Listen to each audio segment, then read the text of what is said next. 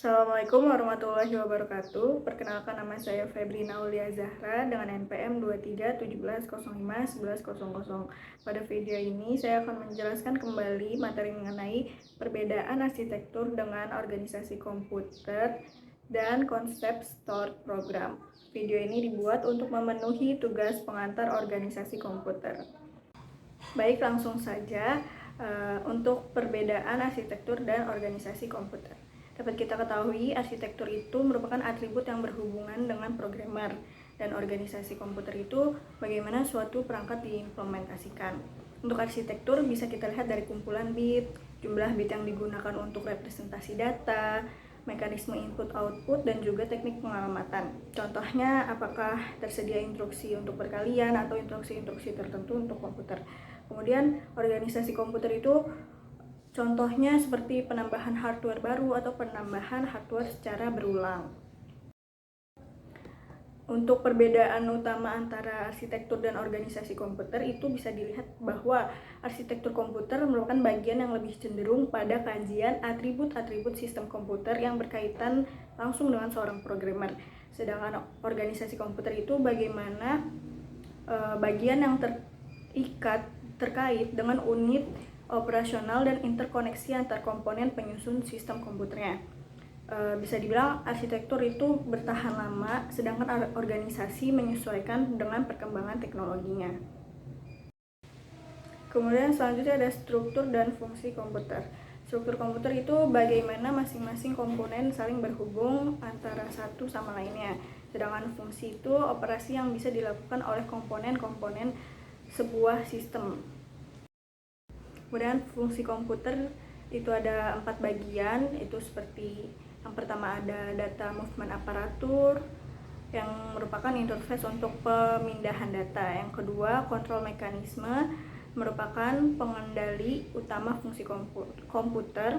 Kemudian data storage facility merupakan unit penyimpanan datanya, dan yang terakhir data processing facility yang merupakan unit untuk pemrosesan data. Fungsi komputer dalam pengolahan data bisa dilihat alurnya, yaitu data diambil dari storage oleh kontrol, kemudian kontrol memberikannya ke bagian processing untuk diolah, yang dimana hasil olahannya disimpan kembali ke storage sebagai result. Contohnya itu seperti update Microsoft Word.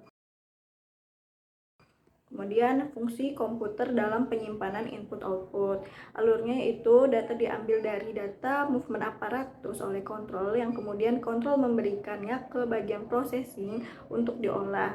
Hasil olahan disimpan kembali ke storage sebagai result. Namun sebaliknya, data yang dari storage diolah kembali dan hasilnya disimpan ke dalam data movement aparatus lainnya. Contoh dari fungsi ini itu mencetak file. Kemudian fungsi komputer dalam penyimpanan data. Alurnya itu data dari movement aparatus dipindahkan oleh kontrol untuk disimpan ke memori storage. Namun sebaliknya, data yang dari memori storage dipindahkan untuk di write atau ditulis ke data movement aparatus. Contoh dari fungsi penyimpanan data ini itu mendownload sesuatu dari internet. Kemudian fungsi komputer dalam pemindahan data. Data yang berasal dari data movement aparatus dipindahkan oleh kontrol dan kemudian dikirim kembali ke data movement aparatus lainnya. Contoh dari fungsi ini yaitu inputan dari keyboard ke dalam monitor yang ditampilkan ke monitor. Kemudian terdapat struktur dasar komputer. Bisa dilihat di gambar bahwa ada 4 struktur utama komputer. Yang pertama yaitu Central Processing Unit atau CPU. CPU ini berfungsi untuk pengontrol operasi komputer dan pusat pengolahan fungsi-fungsi komputer.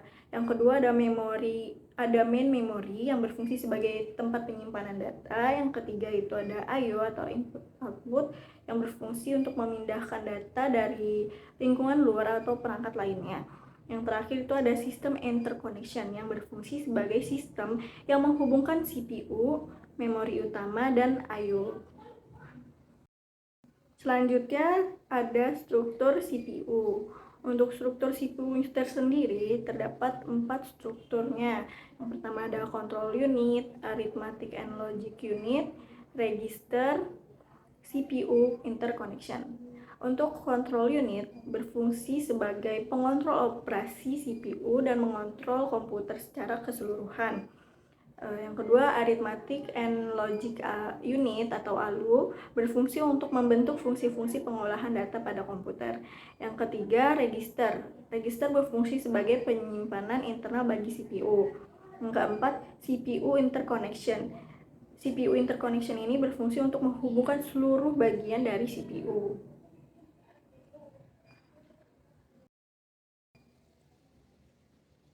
Selanjutnya ada struktur dari control unit. Control unit ini memiliki struktur dasar yang terbagi menjadi 3 bagian. Yang pertama sequencing logic, yang kedua register and decoder, yang ketiga control memory. Sequencing logic adalah bagian yang berfungsi untuk menangani sinyal-sinyal pengendali seperti sinyal clock, read or write, dan juga interruption request. Selanjutnya yang kedua, register and decoder. Decoder adalah bagian yang berfungsi untuk melakukan decoding atau penerjemahan sandi instruksi agar dapat segera dieksekusi.